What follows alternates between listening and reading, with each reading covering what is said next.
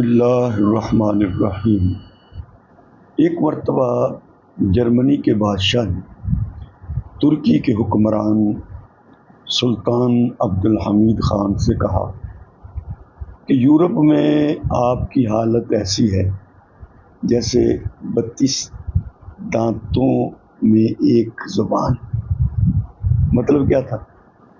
مطلب یہ ہے کہ تم جس طرح چاروں طرف یہ دانتوں کی کیفیت ہوتی ہے، ادھر بھی دانت، اوپر دانت، دائیں بائیں دانت موجود ہیں، اور درمیان میں کیا ہوتی ہے؟ زبان ہوتی ہے کہ تم چاروں طرف سے گھرے ہوئے ہو، ہمارا کچھ بگاڑ نہیں سکتے۔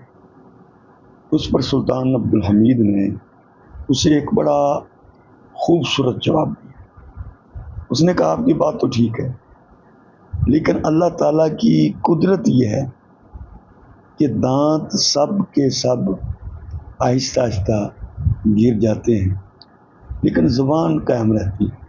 آدمی بوڑھا ہو جاتا ہے لیکن زبان نہیں گرتی، دانت گر جاتے ہیں۔ تم اسی طریقے سے گر جاؤ گے، لیکن مسلمان اپنے ایمان پر اسی طرح ڈٹے رہیں، ان کی جرت میں، ان کے ایمان میں، ان کی استقامت میں کمی نہیں آئی۔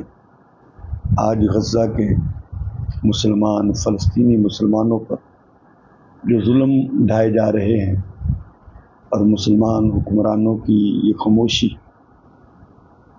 انہیں سلطان عبد الحمید کا یہ جواب ضرور پڑھنا اور سننا چاہیے کہ سلطان نے کیسے جرت کا اور بہادری سے اس کی بات کا خوبصورت جواب دیا۔